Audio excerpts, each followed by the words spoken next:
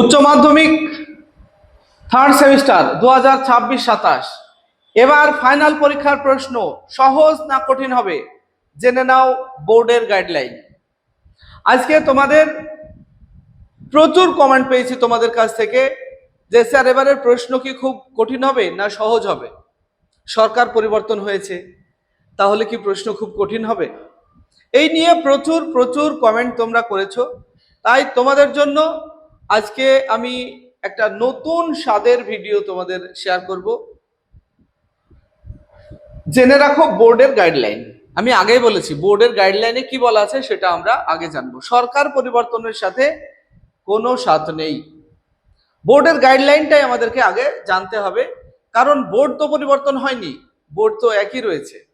তাই আমরা বোর্ডের গাইডলাইনটা ভালো করে জেনে নেব। তো প্রথমেই বলে রাখি, আমরা এই চ্যানেলে বাংলা, ইতিহাস, রাষ্ট্রবিজ্ঞান, শিক্ষাবিজ্ঞান আর দর্শন 5টা সাবজেক্ট 100% তোমাদের সাপোর্ট করছি। Notes, suggestion, mock test, test paper সমাধান, তোমাদের যা যা দরকার সব কিছু দিয়ে তোমাদেরকে সাহায্য করছি। শুধুমাত্র তোমরা আমাদের এই চ্যানেলটিকে সাবস্ক্রাইব করে আমাদের পাশে থাকবে। আর যারা ফেসবুক থেকে দেখছো তারা পেজটিকে ফলো করে আমাদের পাশে থাকবে, তাহলে সব কিছু তুমি পেয়ে যাবে। তো চলে আসি আমরা আমাদের মূল আলোচনায়। আমরা পয়েন্টগুলি দেখে নেব। আমি আগে থেকে পয়েন্ট তোমাদের জন্য লিখে রেখেছি, কি কি পয়েন্টের উপরে আমরা আজকে ফোকাস করব সেটা একটু দেখাই তোমাদের। দেখো, এইচএস থার্ড সেমিস্টার 2026-27 পরীক্ষার প্রশ্ন সহজ না কঠিন হবে। WBCSC এর নির্দেশিকা অনুযায়ী গুরুত্বপূর্ণ পয়েন্ট। উচ্চ মাধ্যমিক শিক্ষা সংসদের একটা গাইডলাইন কিন্তু আগে থেকেই দেওয়া আছে যে তোমাদের প্রশ্নপত্র কেমন হবে, কঠিন হবে না সহজ হবে। তো কি বলা আছে সেই বিষয়টি আজকে আমরা প্রথমে জানব, তাহলেই আমরা বুঝে নেব যে প্রশ্ন সহজ হবে না কঠিন হবে। দেখো, প্রশ্নের কঠিনতার ভাগ, এটা কিন্তু আমার কথা নয়, উচ্চ মাধ্যমিক শিক্ষা সংসদের গাইডলাইন থেকে নেওয়া কথা। প্রথম, সহজ প্রশ্ন ইজি 50%, সরাসরি বই থেকে বা সহজ ধারণার উপর ভিত্তি করে। একেবারে তোমার প্রত্যেকটা বইয়ে দেখবে যে মেন যে টপিক, সেই টপিকগুলোর উপর থেকে একেবারে সাধারণ সাদামাটা প্রশ্ন হবে 50%, আর 5 নাম্বার কত 30%। তাহলে 50% প্রশ্ন হবে একেবারে সহজ সরল, যা দেখলে তুমি মনে মনে হাসবে যে এত সহজ প্রশ্ন। কারা হাসবে জানো তো? যারা ভালোভাবে প্রিপারেশন নিয়েছে তারা। 50টা মানে তার মানে কি 40টা যারা প্রশ্ন পরীক্ষা দেবে, যাদের 40 মার্কের এমসিকিউ, তা 50% মানে 20টা প্রশ্ন অন্তত একেবারে সহজ সরল প্রশ্ন থাকবে। এটা হলো উচ্চ মাধ্যমিক শিক্ষা সংসদের দেওয়া গাইডলাইনে বলা হয়েছে। যখন সিলেবাস পরিবর্তন হয়, সেমিস্টার সিস্টেম চালু হয়, তখনই এটা বলে দেওয়া হয়েছে যে 50% প্রশ্ন হবে একেবারে সহজ সরল, আর মধ্যমানের প্রশ্ন মিডিয়াম 30%। শিক্ষার্থীর সাধারণ মেধা ও প্রয়োগ ক্ষমতা যাচাইয়ের জন্য। শিক্ষার্থী তোমরা যারা পরীক্ষা দিচ্ছ, তোমরা যদি একটুখানি পড়ো, সাধারণভাবে বোঝো, যারা মিডিয়াম স্টুডেন্ট যারা, তাদের জন্য 20 মার্কের প্রশ্ন মানে 30%। 30% মানে 30% মানে 12টা প্রশ্ন। তাহলে 12টা প্রশ্ন হবে মোটামুটি যারা পড়াশোনা করে একটু ভালোভাবে তাদের জন্য। তাহলে মোট কত হলো? 20 আর 12 32টা প্রশ্ন কিন্তু তুমি খুব সহজেই উত্তর দিতে পারবে। সাধারণ, একেবারে সাধারণ ছাত্রছাত্রী যারা একেবারে নিজেকে খুবই সাধারণ মনে করো, তারাও এই 32 মার্কের প্রশ্নের উত্তর কিন্তু দিতে পারবে। মানে যারা একটু বই পড়ো আর কি, তাই বলে তুমি কিছুই পড়বে না, না পড়ে পরীক্ষার হলে চলে যাবে আর তুমি ওই 50%ও পাবে না, 50% নাম্বারের উত্তরও দিতে পারবে না, তার জন্য পড়তে হবে। তাহলে সহজ প্রশ্ন হবে কত? 50%। তাহলে 40টা প্রশ্ন যদি থাকে, তার মধ্যে 20টা প্রশ্ন হবে খুবই সহজ, 12টা প্রশ্ন হবে যারা বই পড়ে এবং বিষয়গুলি বোঝে তাদের মতো। মানে আমরা এটাকে সহজের মধ্যেই ধরবো, সাধারণ ছাত্রছাত্রীরা উত্তর দিতে পারবে এমন প্রশ্ন কিন্তু অন্তত 32টা থাকবে। এরপর 20% প্রশ্ন, দেখো কঠিন প্রশ্ন বা ডিফিকাল্ট 20%। উচ্চ দক্ষতা ও গভীর চিন্তা বা অ্যাপ্লিকেশনের জন্য, মানে যারা গভীরভাবে চিন্তা করতে পারে। একটা প্রশ্ন দেওয়া হলো, কিন্তু প্রশ্নটা ঘুরিয়ে দেওয়া হবে এবং তোমাকে ভাবতে হবে এটার উত্তর কি হতে পারে। মানে এই প্রশ্নগুলি কিন্তু তুমি বইয়ে হুবহু লাইনে পাবে না। কোনো শিক্ষক বলো বা কোনো সাজেশন বলো, কোনো সাজেশন থেকে তুমি 20% প্রশ্ন কমন পাবে না, মিলবেই না। তাই তোমরা হয়তো বাজার চলতি বইগুলিকে বলবে এটা বই হলো, কমন নেই, তাই বলবে। কিন্তু কাউন্সিল আগে থেকেই 20% প্রশ্ন কমন দেবে না, আগেই বলা আছে। কিন্তু তোমরা অনেকেই প্রশ্ন করো, স্যার আমরা যদি এবিটি এটা সম্পূর্ণ প্র্যাকটিস করি তাহলে কত কমন পাবো? ওই যে 32 মার্ক কমন পাবে। কমন টাইপের প্রশ্ন তুমি 40টার মধ্যে 32টা পাবে, মানে 50% আর 30%, 80% প্রশ্ন তুমি কমন হিসাবে পাবে। এইবার যদি তুমি একটু বুদ্ধি খাটাতে পারো, মানে কোনো একটা প্রশ্ন নিয়ে ভাবার ক্ষমতা যদি তোমার থাকে, তাহলে কিন্তু এই 20%-এর মধ্যে কিছু প্রশ্ন ধরে পাবে। এই 20%-এর মধ্যে আবার আমি বলবো অন্তত দুটো প্রশ্ন অত্যন্ত গভীরের থাকে। আমরা তো বিগত বছরের প্রশ্নগুলি লক্ষ্য করছি, তাতে দেখেছি অন্তত দুটো প্রশ্ন, মানে 40টা প্রশ্নের মধ্যে অন্তত দুটো প্রশ্ন থাকবে যা খুবই গভীর থেকে থাকবে এবং ছাত্রছাত্রীদেরকে খুব মানে দক্ষতার প্রয়োজন থাকবে।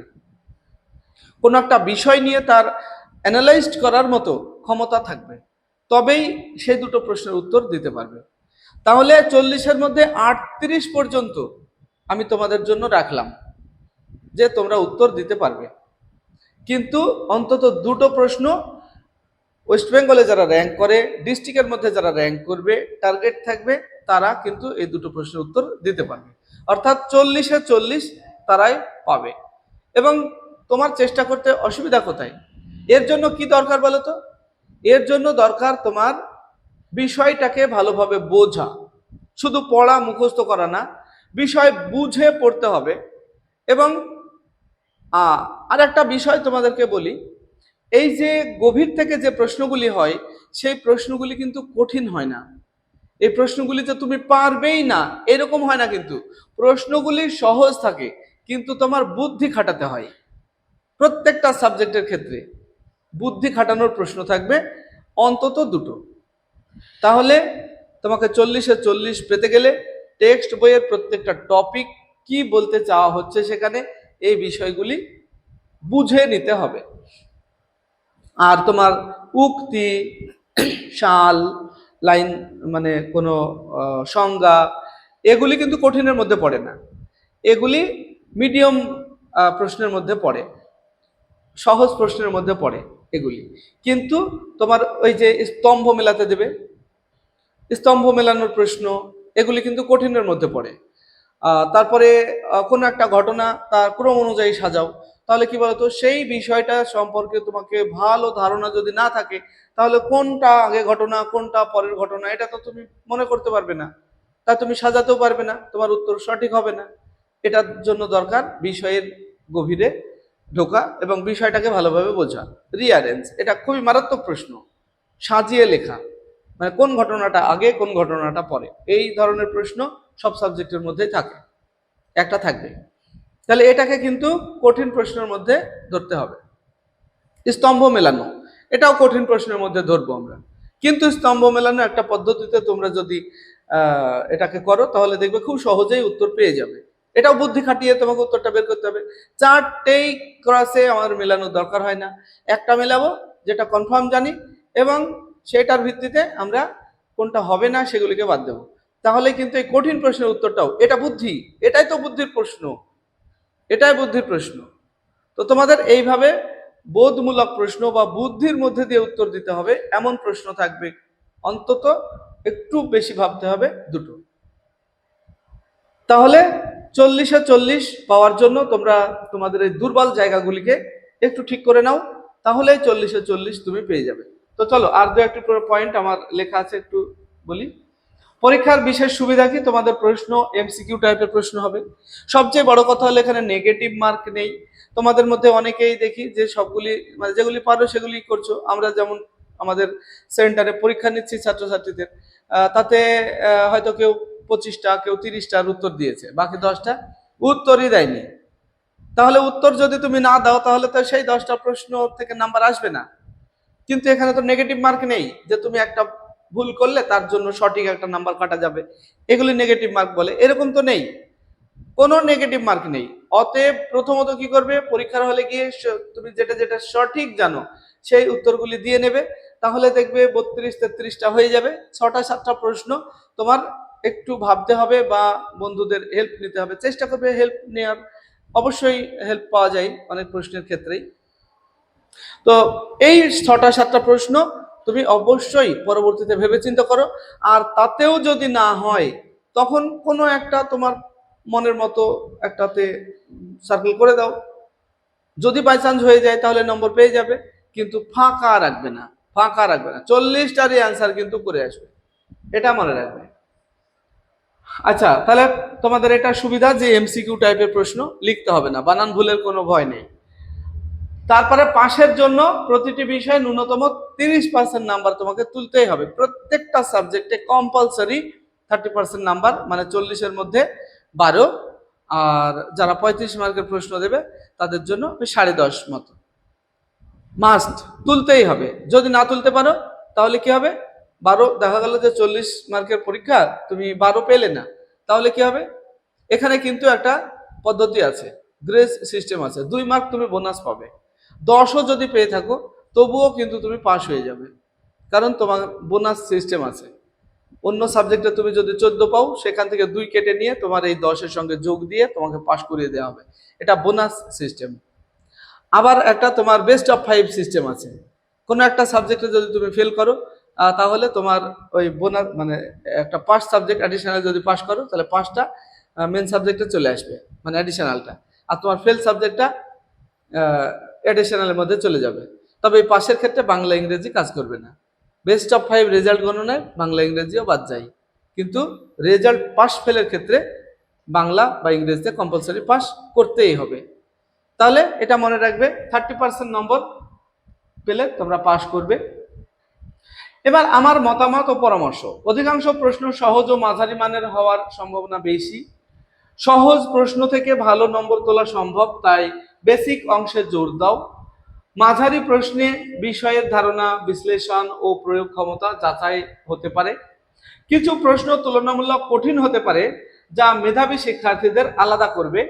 পাঠ্য বই, ক্লাস নোট ও গুরুত্বপূর্ণ প্রশ্ন ভালোভাবে পড়লে বেশিরভাগ প্রশ্নের উত্তর করা সম্ভব। গত বছরের প্রশ্ন ও নিয়মিত মক টেস্ট অনুশীলন করলে আত্মবিশ্বাস বাড়বে। তোমার যে ভুল ত্রুটি, কোথায় ভুল করছো সেই বিষয়গুলি তোমাকে চিহ্নিত করতে হলে প্রচুর প্র্যাকটিস করতে হবে, এবং প্র্যাকটিস করার পর কোনগুলি ভুল হচ্ছে সেইগুলিকে তুমি চিহ্নিত করবে এবং সেইগুলিকে একটু ভালো করে রিভিশন করবে, তাহলে দেখবে একদম ফুল মার্কস পেয়ে যাবে। শুধু মুখস্থ নয়, প্রতিটি অধ্যায়ের মূল ধারণা মনে মানে বুঝে পড়তে হবে। নিয়মিত রিভিশন ও সময় ব্যবস্থাপনায় উচ্চ নম্বর পাওয়ার সবচেয়ে বড় কৌশল। আচ্ছা, সবচেয়ে গুরুত্বপূর্ণ কথা, কঠিন প্রশ্ন নিয়ে ভয় নয়, সহজ ও মাঝারি প্রশ্নে 100% প্রস্তুতি নাও, তাহলে উচ্চ নম্বর পাওয়ার সম্ভাবনা অনেক বেড়ে যাবে। পরিশ্রম প্লাস সঠিক পরিকল্পনা প্লাস নিয়মিত অনুশীলন ইজিক্যাল টু সাফল্য নিশ্চিত। তৈরি থাকো, আত্মবিশ্বাস রাখো, সাফল্য তোমারই হবে। ভিডিওটি ভালো লাগলে লাইক, কমেন্ট এবং বন্ধুদের শেয়ার করবে। আসছি পরবর্তী ভিডিও নিয়ে, সে পর্যন্ত সবাই ভালো থাকবে, সুস্থ থাকবে। ভিডিওটি শেষ পর্যন্ত দেখার জন্য ধন্যবাদ।